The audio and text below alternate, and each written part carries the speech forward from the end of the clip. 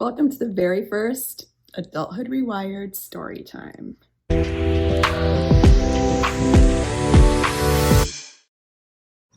After yesterday's video, which was about celebrating the aging woman, I had a few people reach out to me and say, yes, we want you to actually read your blog posts. I get it, we're all busy. Not everybody wants to go to a blog and read. So I'm gonna go ahead and start audiobooking these for you guys. This will be the first in my Adulthood Rewired Storytime series. And I figure, why not tell stories out loud? That's what all the tribal elders did round the fire for generations, for hundreds of years. Maybe we need to relive that, recreate it. So today I'm going to read out loud Ode to the Older Woman.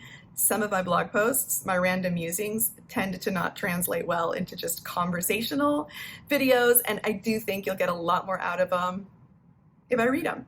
I love having stuff playing in the background when I'm keeping busy around the house or going for a drive, so hopefully these will keep you entertained while you're doing boring stuff. So, Ode to the Older Woman. My video yesterday was about this blog post. Now you actually get to hear it, and I will read it to you with my aging eyes. I had lunch with two of my favorite women today. I met them when we were all barely out of our teens and modeling in Tokyo and Taipei. Years later, we somehow all ended up moving to Los Angeles and living very similar narratives.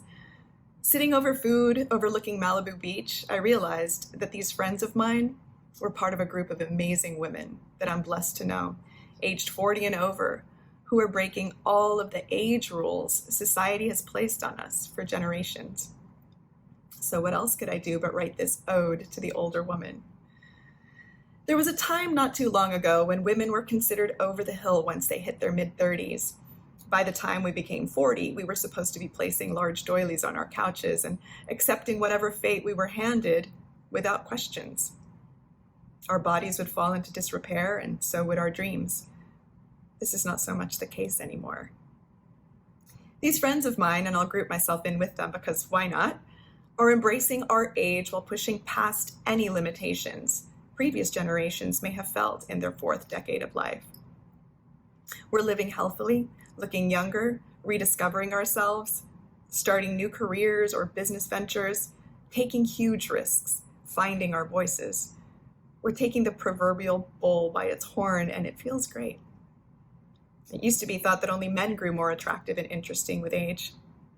Well, guess what? It's time to see women in that light. Many of us have had to start over after divorces. We've had to rebrand ourselves after just being wives and moms for years. We've had to find new careers and start new relationships. And we've done this with a handful, actually a boatload, of real-world adult responsibilities. Perhaps this is because we were some of the last generations of men and women who were taught how to be self-sufficient, how to have integrity and work ethic. We weren't raised on participation trophies and unnecessary praise. We weren't given the time or allowance to create drama or throw pity parties. We were raised doing chores, told to dust off our knees and get up when we fell down, and that nobody was going to give us anything for free. Entitlement? Not a word in our vocabulary. The men we've met later in life have appreciated having solid, stable, self-made women in their lives. We don't need to be entertained, taken care of, or saved. We're mature, game-free, and know what we want out of life. In many cases, we're well-traveled, cultured, and educated. We can carry on intellectual conversations and commiserate with anyone of any age on the trappings of adulthood, parenting, politics, and the genetic modification of our society. We don't need Instagram husbands taking pictures of every moment we spend or every meal that we eat. We're content minding our own business, taking care of our homes and our careers, and pursuing our happiness. We still enjoy a night out or a weekend away on occasion, but love staying in with a glass of wine and a good meal more than anything else. Simplicity. Some of us come with the baggage of children, but I like to think of it more as a privilege than baggage. A privilege that has taught us patience, sacrifice, and an unparalleled level of unselfishness and responsibility. One that shows us a worldview and opens our hearts and minds in a way nothing else can. An education in the human psyche not attainable in the most lauded of universities, plus the fact that our kitchens always have really good snacks. Our friends and coworkers and employers know that we're willing to work hard and take pride in everything we do. They can count on our loyalty, dedication, and ability to commit. When faced with difficult situations, we don't go silent, walk away, or retreat to a safe space. We use our voices and pull from the critical thinking skills we developed over a lifetime of tough it out kiddos, long before helicopter or lawnmower parenting existed. We've also learned to cut through the bullshit because we realize that we don't want to spend the rest of our lives in a state of confusion, insecurity, or despair. As Will Smith said in his docuseries Bucket List, once his father died, he had the existential awakening that he would inevitably be next. But he was willing to prove that he could still do anything and do it well. We older ones know this. We stare our mortality in the face every morning when we look in the mirror and see a new line or a new gray hair. Whatever we choose to do or whoever we choose to be with can no longer be a waste of time.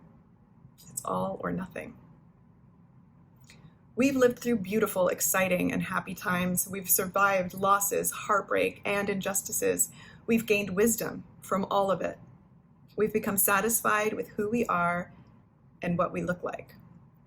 We eat clean because we know and care about what goes into our bodies. We exercise not to look like the latest influencer, but rather to feel good, strong, and fit. We feel comfortable in our own skin. We don't care about the opinion of others as much as we used to. We openly accept the gifts of wisdom and patience that only come with age. For my over 40 friends who are now having babies, I see a gratitude and grace that is not always present in younger women. I also see a powerful push past societal conventions when it comes to fertility and motherhood. I sit and I think about where I am in life, and I think about these amazing women in my tribe, and Henry Rollins' quote comes to mind. Girls aren't beautiful, they're pretty. Beautiful is too heavy a word to assign a girl. Women are beautiful because their faces show that they know they've lost something and picked up something else. Mr. Rollins has always been a favorite of mine, wordsmith that he is, and this quote could not ring more true. There is no filter or cosmetic procedure in the world that brings out the true beauty of a woman more than the experiences she has lived and how she's allowed them to mold her. Ode to the older woman. We've never been stronger, braver, more resilient, or more beautiful, inside and out, setting examples of strength for our daughters and our sons. Age truly is but a number. My number goes up by 1 in just a few weeks, and I'm ready for it. Like a fine wine, ladies. Like a fine wine. Thank you for attending this story time. We'll see you next time. To hear more of my stories, click like, subscribe, and share with anyone that also wants to be a part of our little story time.